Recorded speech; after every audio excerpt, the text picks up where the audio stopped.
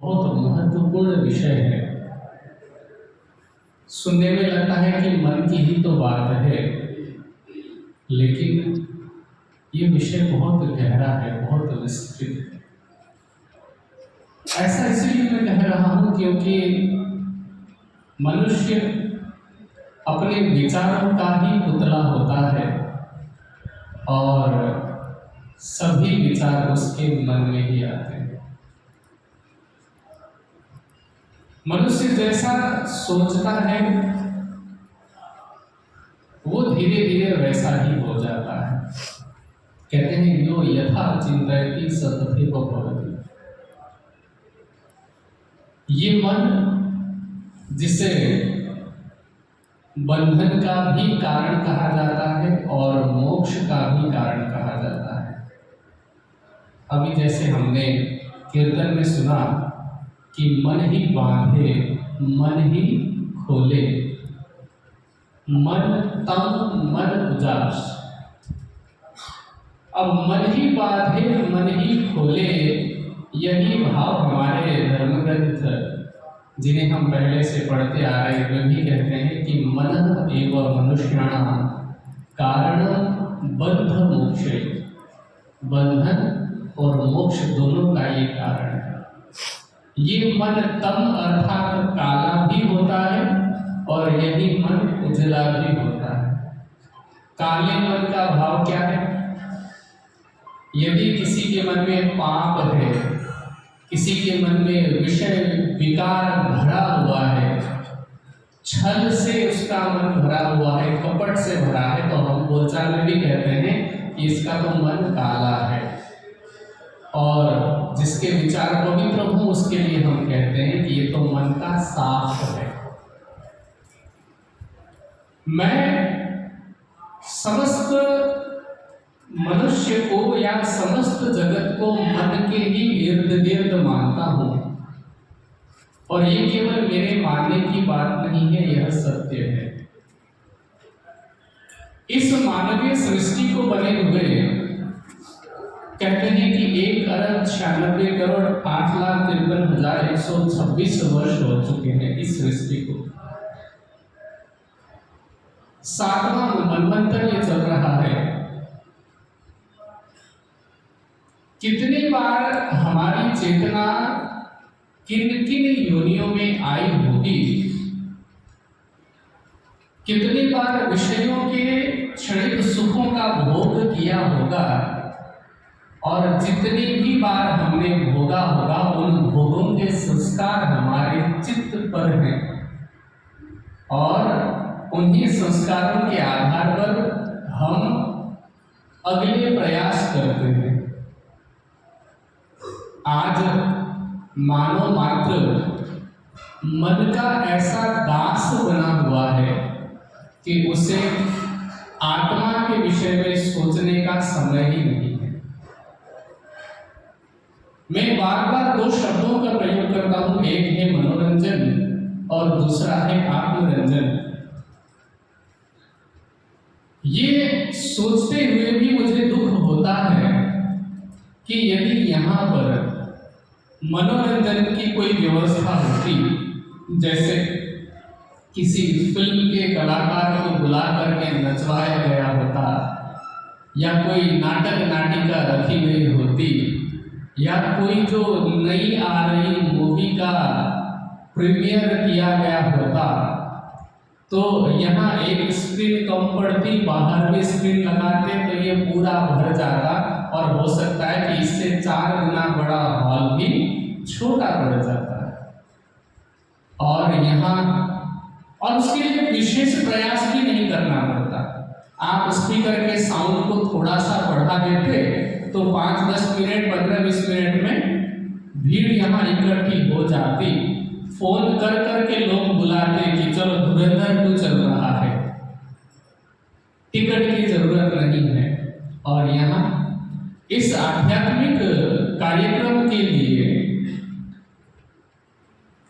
मैं समझता हूं कि महीने भर से ज्यादा हो गया होगा यहाँ के आयोजक सुंदर साथ को प्रयास करते हुए, लेकिन फिर भी संख्या इतनी कम क्यों है? क्योंकि अध्यात्म की तरफ हमारा मन नहीं लगता, अध्यात्म की ओर हमारी प्रवृत्ति नहीं है। हमारी प्रवृत्ति किस ओर है? जैसे संस्कार हमारे इतने जन्मों में बने हैं, कौन से वाले संस्कार? तृष्णा जनित, माया जनित जो संस्कार बने हुए हैं। और ये तृष्णा ऐसी है कि आप पूरे जीवन भर भी इन तृष्णा के विषयों का भोग करते भी रहेंगे, तब भी आपका मन भरने वाला नहीं है। थोड़ी देर के लिए आप कहेंगे कि बस बहुत हो गया। जैसे मान लीजिए भोजन की अगर बात करें, यहाँ तो वैसे आध्यात्मिक कार्यक्रम है, पर भोजन की व्यवस्था विवाह समारोह से कम नहीं की गई है। शाम को तो मैंने नहीं खाया, क्या भोजन बना था मुझे नहीं पता, लेकिन दोपहर को जब मैं भोजन की पंक्ति में था तो मैं सोच रहा था कि यहाँ व्यवस्था तो इस प्रकार से की है सुंदर साहब ने कि शादी विवाह में जैसा भोजन बनता है यहाँ पर भी वैसा ही भोजन बना हुआ है। हर प्रकार के व्यंजनों का ध्यान रखा गया है, एक से अधिक सब्जियां हैं, सलाद से लेकर के सारी चीजें हैं। अब आप बताइए कि उस भोजन से तृप्ति कितनी देर होती है? स्वादिष्ट से स्वादिष्ट व्यंजन, उसका स्वाद तब तक रहता है जब तक हमारे जिह्वा पर है, जब तक हमारे टेस्ट बड्स में उनका रस जा रहा होता है, तब तक ही स्वाद है। उसके बाद तो उसका कोई आनंद है? वही भोजन जो आप 5 मिनट पहले चबा करके निगल चुके हैं, अगर गलती से बाहर आ जाए, देखिए आप सबके मुंह से उड़ गए, आप कल्पना भी नहीं कर सकते। आप कल्पना करते ही ऐसा होने लगता है कि सच में आ जाएगा। तो इसका मतलब क्या है कि थोड़ी देर का सुख था या है, लेकिन मनुष्य अपना पूरा प्रयास उसी के लिए करता है। ऐसे ही केवल भोजन की बात नहीं है, हमारी जितनी इंद्रियां हैं उन इंद्रियों में वास्तव में सुख नहीं है, और अगर सुख है भी तो ऋषियों ने उसे दुख मिश्रित सुख कहा है। दुख मिश्रित सुख कैसे? ये उदाहरण मैं दर्जनों बार नहीं, मुझे लगता है कि अब तक तो मैं सैकड़ों बार दे चुका हूं कि दुख मिश्रित सुख कैसे है। जैसे आप भोजन करते हैं, मान लीजिए कि दोपहर में मटर पनीर बनी थी, है ना। यदि आपको भूख नहीं लगी होती तो मटर पनीर की जगह पर कोई भी सब्जी होती जो आपकी इससे भी अधिक पसंदीदा सब्जी है, क्या आपको अच्छी लगती? नहीं लगती। भूख रूपी दुख है। भूख दुख है कि सुख है? भूख को आप दुख कहेंगे कि सुख कहेंगे? दुख ही कहेंगे। लेकिन अगर भूख रूपी दुख न हो तो भोजन रूपी सुख का भी पता नहीं चलता। अगर भोजन में सुख होता, आपकी भूख 2 रोटी की है, आपको कभी कभी मेहमानों के वहां आप जाते हैं या मेहमान बन के जाते हैं, तो आपको जबरदस्ती कोई 2 रोटी एक्स्ट्रा खाने को कह दे कि अरे हमारा भाव है थोड़ा खा लीजिए, तब आपको वही जो रोटी है और वही सब्जी जो आपके बर्तन में एक्स्ट्रा डाली गई है, जो पहला कौर खाने पर सुख दे रहा था, अब जो अतिरिक्त डाला गया है वो क्या देता है? दुख देता है। इसका मतलब क्या है कि इस संसार में आप जिसे भी सुख समझते हैं उसके साथ में दुख तो जुड़ा ही है। बिना दुख के किसी का भी सुख आप ले ही नहीं सकते। आप ऐसा कोई उदाहरण बता दीजिए कि जिसमें सुख के साथ दुख न जुड़ा हो, किसी में भी नहीं है। मैंने स्वाद का उदाहरण दिया, जिह्वा का, वैसे ही श्रवण इंद्रिय का दृष्टांत ले सकते हैं। हमें संगीत प्रिय है ना, लेकिन हमें संगीत, अच्छी संगीत तब प्रिय है जब हम इस संसार की कनफोड़ो आवाज से गुजर रहे होते हैं। अगर ये खोज थके सब खेल खसमरी बहुत सुंदर तरीके से गाया रंजीत जी ने, अभी समापन के समय में भी वही गवाया जाए, कल सुबह भी वही गवाया जाए, दिन भर एक ही कीर्तन एक ही राग में एक ही ढंग से इसमें भी आप क्या ढूंढते हैं? परिवर्तन, कि दूसरा आ जाए। तो इसका मतलब ये हुआ कि सुख तो वास्तव में इसमें भी नहीं है। ऐसे ही हम लोग महंगे महंगे घर बनाते हैं, गाड़ी बनाते हैं, मोबाइल फोन इत्यादि का प्रयोग करते हैं, ब्रांडेड कपड़े पहनते हैं। मैं इन सब के लिए मना नहीं कर रहा हूँ, लेकिन फैक्ट क्या है कि आप घर बनाते हैं तो कब तक आपके अंदर उत्साह होता है? गृह प्रवेश से पहले तक, है ना, कि हमारा घर बन रहा है, घर बन रहा है, घर बन रहा है।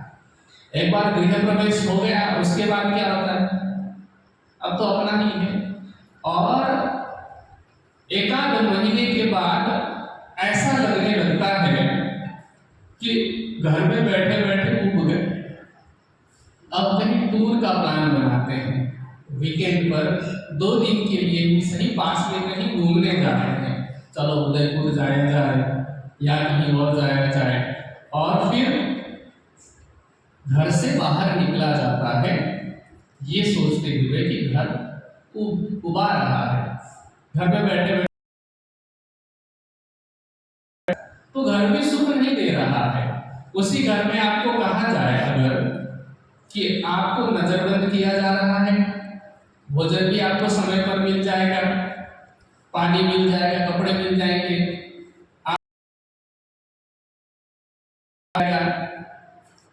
आपको बस घर से बाहर नहीं निकलना है। तो जिस घर के बनाने के लिए पहले आप आतुर हो रहे थे, उसी घर में 2-4 दिन के बाद आपको लगेगा कि बस ये नजरबंद होता है सब। तो इसका मतलब क्या हुआ कि सुख तो वास्तव में घर में भी नहीं है। तो इसीलिए होना क्या चाहिए था कि चाहे भोजन हो, चाहे मकान हो, या फिर वस्त्रों की ही अगर बात करें तो विशेष रूप से माताओं को, कोई भी परिवार अगर किसी फंक्शन में जाने की बात करते हैं तो माताओं की सबसे पहली शिकायत ये रहती है कि कपड़े नहीं है। भले ही कम से कम 15-20 जोड़ी कपड़े, मैं कम बोल रहा हूँ, 15-20 जोड़े, ठीक है। एक सामान्य मध्यम वर्गीय परिवार में भी इतने कपड़े तो एक बहन के पास होता है, कम से कम 15 से 20 जोड़े। और उन 15 से 20 जोड़ों का आपस में कॉम्बिनेशन, तो मैं समझता हूँ कि 50 से ज्यादा सेट हो सकते हैं, लेकिन उसके बावजूद भी होता है कि कपड़े नहीं है। और महंगे से महंगे कपड़े या महंगे से महंगे ज्वेलरी वगैरह का सेट अगर आपके सामर्थ्य में हो और अगर आपने खरीद लिया हो, आप वो सेट पहन करके किसी पार्टी में जाएं, किसी आपने 2 और लोगों को पहने हुए देखा तो आपको लगेगा कि मेरा वाला यूनिक तो नहीं है, मेरे वाले ही 2 लोगों ने और पहन रखा है, तो मैं क्या विशेष हुई, इसमें स्पेशल क्या है? तो कुछ और चाहिए, ठीक है।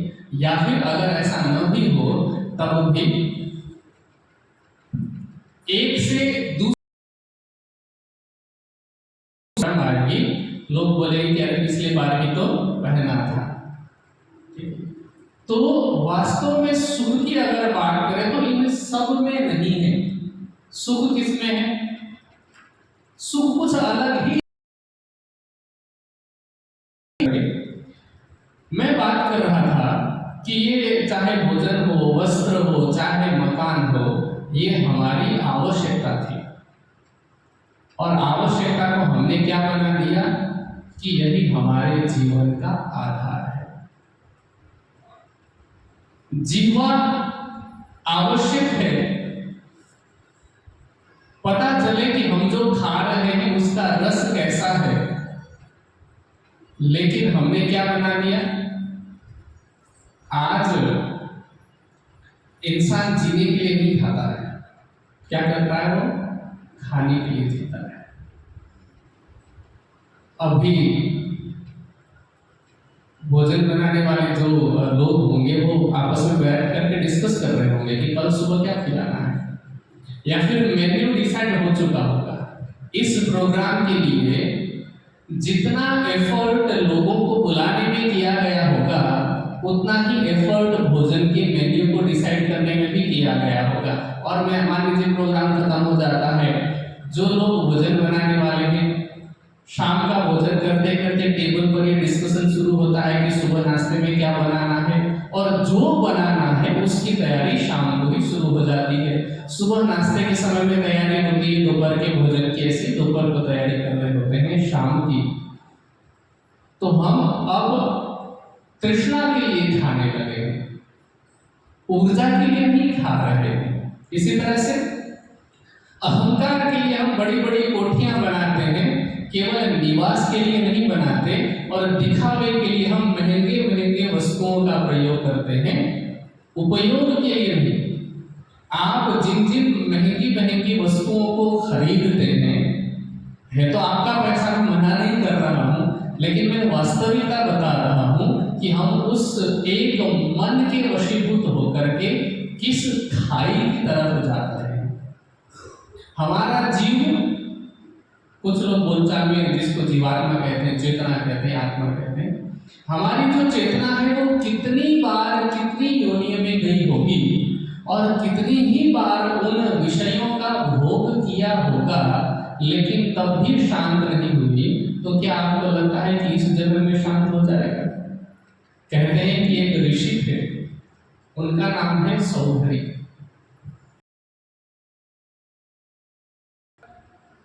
कि पहले वो ऋषि बनकर के तप कर रहे थे। एक दिन स्नान के क्रम में उन्होंने देखा कि मछलियां अटखेलियां कर रही हैं नदी में।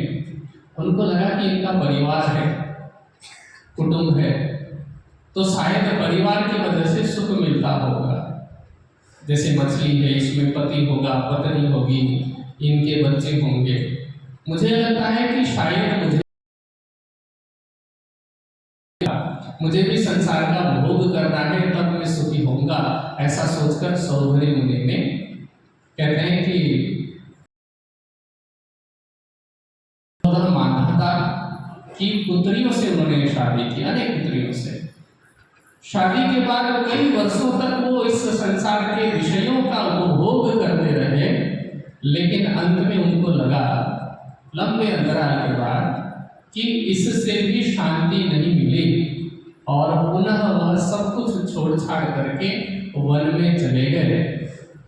तब उसी प्रसंग को देख कि न भोगात रागः शांति मुनिवत, कि सौधरी मुनि की तरह भोगों से राग की शांति नहीं होती।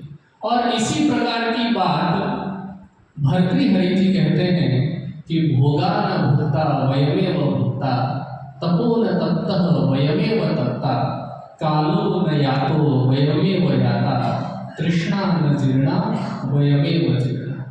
कहते तृष्णा कभी भी बूढ़ी नहीं होती है, हम बूढ़े होते जाते हैं, इंद्रियां शिथिल हो जाती हैं।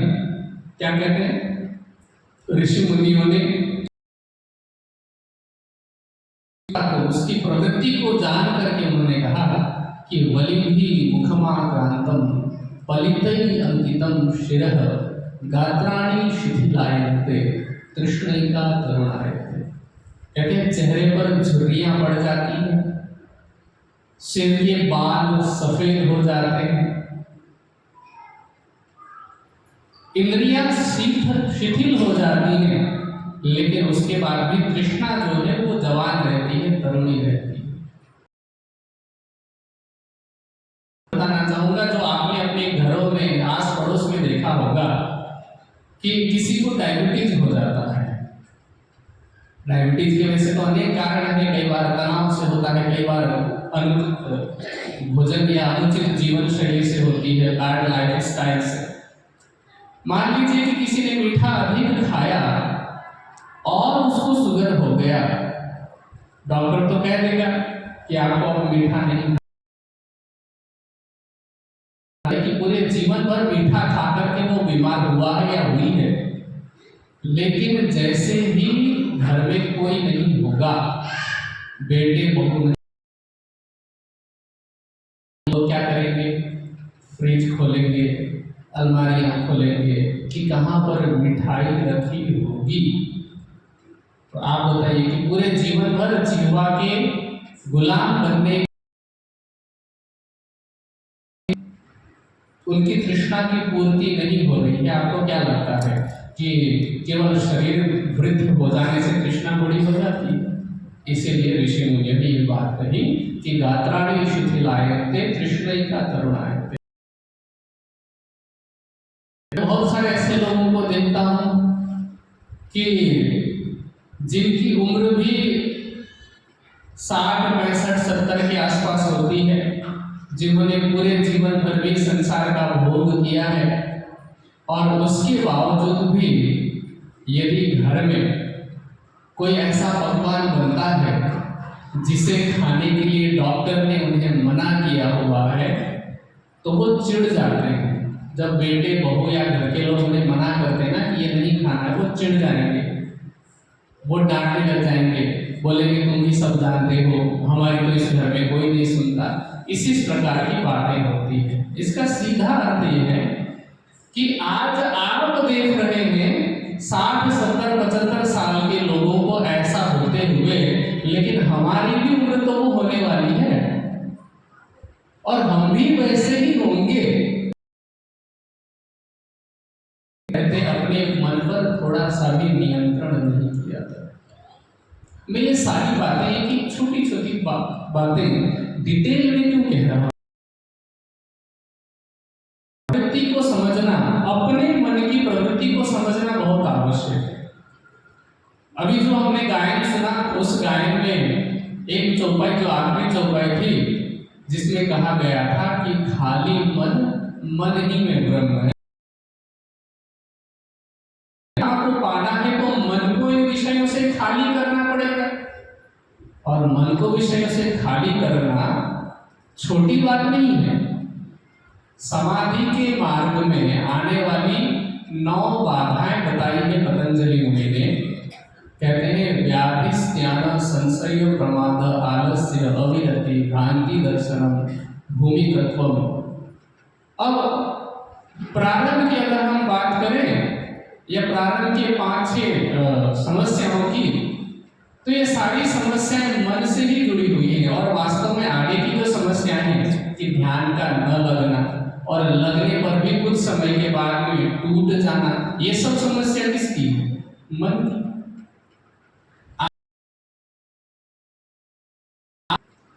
हमारी जीभ जो है वो स्वादिष्ट भोजन नहीं मानती है, हमारा मन मानता है? क्योंकि सारे जो संस्कार हैं वो उसी में स्टोर्ड है। कभी भी हम ये नहीं कहते कि मन कर रहा है, आज बहुत मन कर रहा है समोसा खाने का, आज बहुत मन कर रहा है घूमने जाने का, आज बहुत मन कर रहा है फलाने से बात करने का। तो कोई भी प्रवृत्ति हमारी होती है तो वो किसकी है? मन की। इसलिए मन को समझना, मनोविज्ञान को समझना, और दूसरों की समझने की आवश्यकता नहीं है। हम अपने मन की मानसिकता को समझें और उस पर नियंत्रण करने का प्रयास करें। समस्याओं की चर्चा तो होती रहेगी। मैंने बीजारोपण कर दिया है, शील होंगे तो आप देखते रहेंगे कि समस्या कहां पर है। पर मैं थोड़ी सी समाधान की भी बात करना चाहता हूं कि मन को नियंत्रित कैसे किया जाए। सबसे पहले, यदि हमें मन को नियंत्रित करना है तो ये समझना, ये जानना आवश्यक है कि हम ये शरीर नहीं है, हम ये इंद्रियां नहीं है, हम शरीर, इंद्रिय और अंतःकरण से भी ऊपर शुद्ध बुद्ध चेतन स्वरूप हैं। हम आत्मा। इस एक बात को यदि हम गांठ बांध लिए, इस एक बात को यदि हमने अपना लिया, तो मुझे लगता है कि आगे का रास्ता बहुत सरल होने वाला है। क्यों सरल होने वाला है? क्योंकि अभी जैसे ज्योत्सना माता जी ने एक दृष्टांत दिया था, जो कल व्यावर के प्रवचन में मैंने दिया, कि एक होता है नौकर दास, जो कि हमारा मन है। मन हमारा सेवक है, मन से हमें काम लेना है। लेकिन जब हम स्वयं को शरीर मान, मन क्या है? मन तो ड्राइवर है। हमें क्या मानना चाहिए था कि हम उस गाड़ी के मालिक हैं, लेकिन हम खुद को गाड़ी मान रहे हैं। अब गाड़ी मानेंगे तो मालिक बन करके कौन चलेगा? जो ड्राइवर है वो। जबकि हमें कंट्रोल अपने हाथ में रख करके बगल वाले सीट पर बैठना चाहिए था, मन को ये कहते हुए कि मन, तुझे इस शरीर रूपी गाड़ी को, शरीर क्या है? शरीर माध्यम खलु धर्म साधनम, शरीर धर्म को करने का साधन है। साधन, गाड़ी को भी तो हम साधन कहते हैं ना, सवारी साधन है। अब शरीर रूपी गाड़ी में मन जैसा ड्राइवर मिला, लेकिन इस शरीर रूपी गाड़ी को लेकर के किस लक्ष्य तक पहुंचना है वो कौन डिसाइड करेगा? ड्राइवर अपना लक्ष्य निर्धारित नहीं करता है, लक्ष्य निर्धारित करता है मालिक, जिसको जहां जाना है। लेकिन हम तो खुद को गाड़ी मान रहे हैं, इसलिए ड्राइवर के हिसाब से, ड्राइवर अभी क्या कर रहा है? अभी जो हमारा ड्राइवर है वो क्या करता है पता है? शरीर रूपी गाड़ी को गैरेज से निकालता है और फिर पेट्रोल पंप पे लेके जाता है, ठीक है? उस गाड़ी में फ्यूल भरता है और फिर वापस क्या करता है? गैरेज में रख देता है। अगले दिन फिर यही चीज दोहराते जाता है। इसका मतलब समझ रहे हैं कि हम सुबह उठते हैं और पूरे दिन भर का हमारा काम किससे संबंधित होता है? शरीर में फ्यूल भरने से संबंधित ही तो होता है ना। तो अभी तो हमारा काम यही चल रहा है, फ्यूल भरो, गैरेज में आकर के सो जाओ। और ये तब तक चलता रहेगा जब तक कि इस गाड़ी का मालिक सजग नहीं हो जाता, और जब तक उस मालिक को इस गाड़ी में बैठ करके कहाँ जाना है उसका पता नहीं चल जाता। और जाना कहाँ है ये कैसे पता चलता है? ब्रह्म ज्ञान से। जब हमें इस बात का पता चले, इस बात का आभास होने लगे कि हम शरीर नहीं, शुद्ध बुद्ध चेतन स्वरूप आत्मा है, तो वो है आत्मज्ञान, ठीक है? और अभी तो ज्ञान हुआ है जब हम इस बात का अनुभव करने लग जाएं, जब हम स्वयं की चेतना को समाधि की अवस्था में देख लें, तो वो है आत्मा का अनुभव। और फिर उसी आत्मा के द्वारा जब हम उस परमात्मा का साक्षात्कार करते हैं तो वो होता है ब्रह्म अनुभव, जो हमारे मानव जीवन का अंतिम लक्ष्य है या उद्देश्य।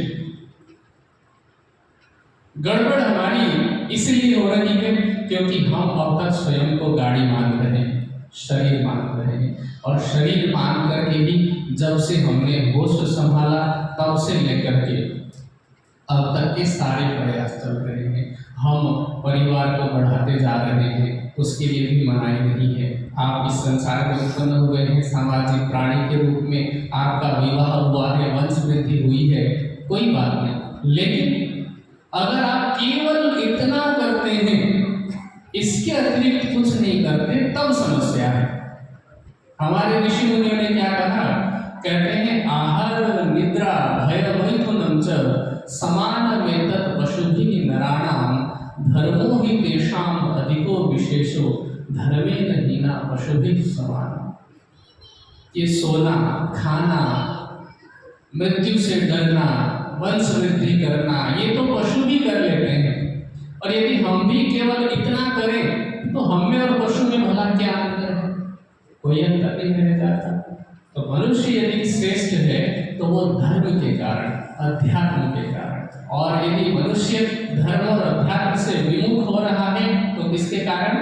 मन के कारण।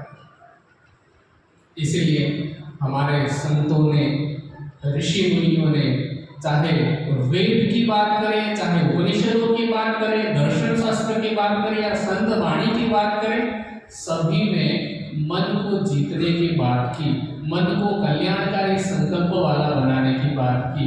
यहाँ तो पास में ही गुरुकुल है। आप गुरुकुल के किसी भी विद्यार्थी से पूछेंगे कि सोने से पहले क्या किया जाता है, तो वो कहेंगे शिव संकल्प स्तोत्र का पाठ किया जाता है। वेद के कुछ मंत्र हैं। उसी वेद मंत्र में से एक मंत्र ऐसा है जो हमें बताता है कि यस्मान्नरिते किंचन कर्म क्रियते तन्मे मनः शिव संकल्पमस्तु। जिस मन के बिना कुछ नहीं किया जा सकता, ऐसा हमारा मन कल्याणकारी संकल्प वाला हो। अभी तो हमारे सारे के सारे संकल्प शरीर से जुड़े हुए हैं और संसार से जुड़े हुए हैं। हमारा प्रयास रहता है कि शरीर को भोजन कैसे दिया जाए, कब दिया जाए, क्या खाया जाए, फिर क्या पहनाया जाए, ऐसा क्या पहनाया जाए कि हम सुंदर दिखें, ऐसा क्या किया जाए कि लोग हमें पहचाने, हम अपने घर को, मकान को बड़े से बड़ा कैसे बनाएं, हमने जिस परिवार को बनाया है उस परिवार के आगे के 7 पीढ़ी की 10 पीढ़ी की व्यवस्था को कैसे करें, उसी में हमारा पूरा ध्यान जाता है।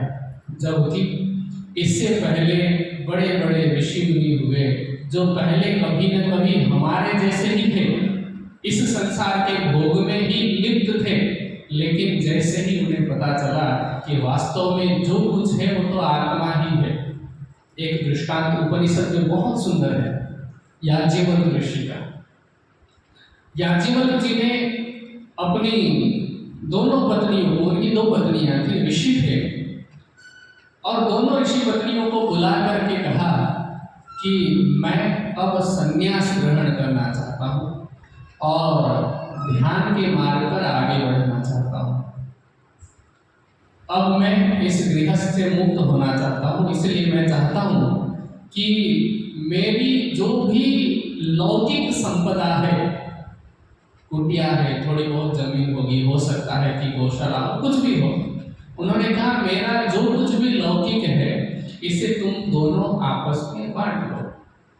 तो ऋषि पत्नी ने क्या कहा कि यदि आप इन सबको छोड़ करके किसी और को पाने जाना चाहते हैं, मनुष्य की स्वाभाविक प्रवृत्ति तो ये है कि वो जो है उससे बेहतर चाहता है।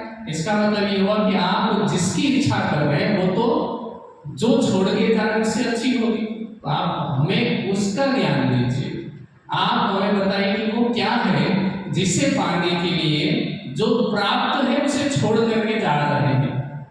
तो याज्ञवल्क्य ने कहा मैं आत्मा को जानना चाहता हूँ, मेरा तुमसे और तुम्हारा मुझसे जो प्रेम है ये आप अपने घर में भी लागू करना, अपने परिवार के सदस्य संबंधियों से, रिश्तेदारों से, सबसे लागू करना कि मेरा तुमसे और तुम्हारा मुझसे जो प्रेम है वो शरीर के कारण नहीं है। किसके कारण है? आत्मा के कारण, चेतना के कारण। मान लीजिए उदाहरण के लिए, परमात्मा करे कि आपकी आयु लंबी हो और आप इसी जन्म में अपने आध्यात्मिक लक्ष्य को प्राप्त करें, लेकिन एक उदाहरण के लिए मैं बता रहा हूँ, उसको हाइपोथेटिकल सिचुएशन समझ लीजिए। उदाहरण के लिए यदि आपके अंदर से प्राण अथवा चेतना निकल गई, आपके ही बच्चे जिनको आपने बड़े लाड प्यार से पाला है वो क्या करेंगे? सबसे पहले तो कहेंगे कि इस डेड बॉडी को घर से बाहर निकालो, क्योंकि क्या लगता है फिर? सूतक लगता है ना, छूत लगता है। और उसके बाद क्या किया जाता है? गंगा जल उपलब्ध हो तो गंगा जल, या फिर वो स्वर्ण जल, या फिर तुलसी पानी को घर पे छिड़का जाता है। अलग अलग जगह पर अलग अलग परंपरा है, कहीं पर गोमूत्र छिड़का जाता है, अलग अलग प्रकार से घर को पवित्र बनाने का प्रयास किया जाता है। और यहाँ तक कि जब तक शरीर में चेतना थी तब तक आपके एक बाल गिरने का भी वो दुख प्रकट करते थे, और चेतना के निकल जाने के बाद उसी शरीर को लेके जाते हैं स्मशान घाट में और फिर लंबे से बांस से पलट पलट करके जलाते हैं। पहले तो कांटा चुभने पर भी दुख हो रहा था, और अब पलट पलट करके जलाया जाता है। और फिर चूंकि आप तो अपवित्र बन चुके हैं ना, शरीर तो, यदि आप शरीर होते तो शरीर तो अपवित्र है, और श्मशान घाट से आने के बाद सभी लोग नहाते हैं कि हमने अपवित्र शरीर को स्पर्श किया था। इसका मतलब क्या हुआ कि आपसे जो प्रेम है वो किसकी वजह से है? चेतना की वजह से। लेकिन जिसके कारण आपका उनसे और उनका आपसे प्रेम है वो कारण तो कहीं दूर छूट गया है। हमारे इसको एक कहावत कहते हैं कि जिस गाय के लिए आपने गौशाला बनाई थी उसी की पूंछ तो गौशाला से बाहर रह गई, कोई दूसरा जानवर आके बैठा है। मतलब कि चेतना के कारण आपका आपस में प्रेम था, लेकिन वही चेतना कहीं दूर चली गई है, अर्थात उस चेतना का महत्व हमारे लिए नगण्य हो गया है।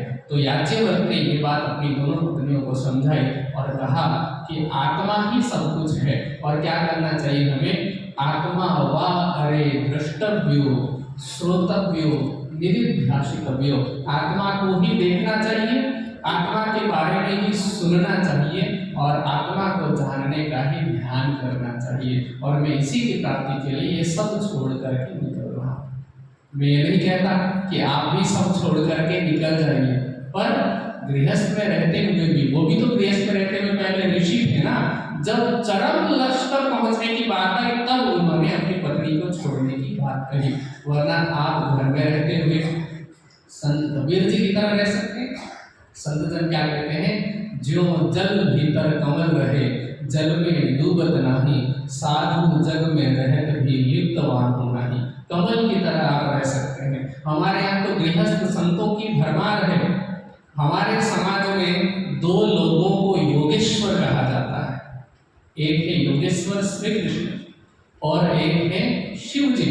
ये दोनों गृहस्थ में रहते हुए भी ध्यान की उच्चतम अवस्था में पहुंचे हुए हैं। शिव जी हमेशा ध्यान में लगे हुए हैं, कृष्ण जी भी अपने समय पर वो ध्यान करते हैं, उनकी ध्यान की प्रक्रिया कभी समाप्त नहीं होती है। और हमने क्या किया है? हमने दोनों के बारे में गलत भ्रांतियां प्रचलित कर दी हैं, प्रसारित कर दी हैं। तो ये दो हमारे लिए आदर्श हैं, और ये दो ही नहीं और भी दर्जनों आदर्श हो सकते हैं।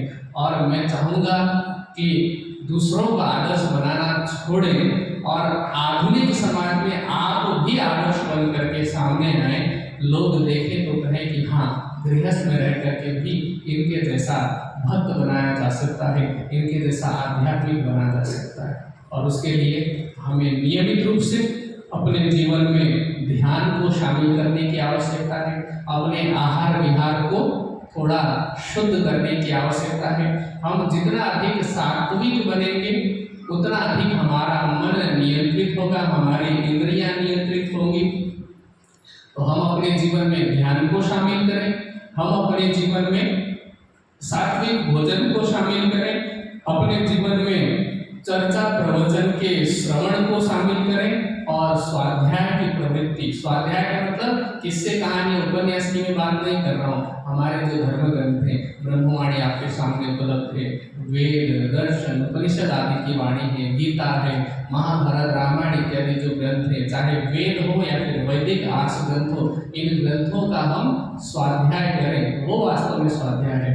तो ध्यान, उचित आहार विहार, सत्संग और स्वाध्याय को हम अपने दैनिक जीवन में वैसा ही स्थान दें जैसा स्थान हम भोजन को देते हैं, जैसा स्थान हम जलपान को देते हैं, जैसा स्थान हम मनोरंजन को देते हैं, वही स्थान हम आत्मरंजन को भी दें, तभी हमारा भी कल्याण होगा। और मेरा समय पूरा हो चुका है। मैं इसी प्रार्थना के साथ और भविष्य में अध्यात्म में आप बहुत आगे बढ़ें, आपका मन निर्मल हो, आप उस परमात्मा को अपने हृदय में प्राप्त करें। इन्हीं शुभकामनाओं के साथ अपनी वाणी को विराम देता हूँ। सभी को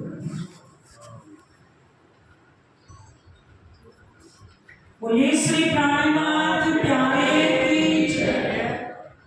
बहुत ही सुंदर प्रवचन हमारे आचार्य श्री अशोक जी के मुखारबिंद से आपने करीब 40 मिनट के लिए एक मन पर निरंतर का भाव तो आपने सुना ही, लेकिन एक मन पर अभी वर्तमान में, प्रेजेंट में, अभी जो हमारी एक प्रैक्टिकल वर्तमान की जो लाइफ है, उस लाइफ में हमारे ऊपर जो घटित हो रहा है, सही में आपको एक एक चर्चा का एक एक जो टॉपिक उसने छेड़ा है, वो शायद सुन के आपको लगता है कि तो मेरे पर ही घटित हो रहा है।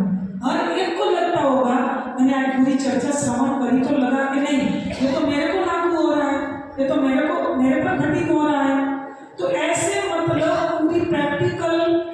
अभी की जो हमारी लाइफस्टाइल है उसी पर मन का क्या अंदर का अपना विषय और मन का क्या है तो क्या उसका स्वभाव, उसी पर बहुत ही गहरा प्रकाश डाला। अशोक जी आपका बहुत बहुत धन्यवाद। और मैं एक बात जरूर 2 मिनट के लिए रखना चाहती हूँ। आज सुबह से शायद ये बात हमने वर्णित नहीं की है, और तो नहीं बोला जा सकता इस प्रसंग के माध्यम से कि अशोक जी ने बहुत ही सुंदर बोला कि दोपहर को जब भोजन हम कर रहे थे वहाँ हॉल में, भोजनालय में, तो लग रहा है कि कोई शादी का ये भोजन समारोह हो। ऐसा तो मेरे को इसी बात जब कर रहे तभी मेरे मन में वही बात चल रही थी। सच में दोनों का पता नहीं कैसे मैच अंदर से हो गया कि अरे जिस परिवार अग्रवाल जो ये परिवार में ये कार्यक्रम का जो प्रयास किया है पहली बार अजमेर में, उसी के पूर्वज आचार्य श्री, उसी के पूर्वज जिसने 9 साल तक, 9 या 10 साल तक जिसने खाने पीने और कपड़े की सभी सेवाएं 10-10 साल तक जिसने निभाई, मतलब सेवा करी हो।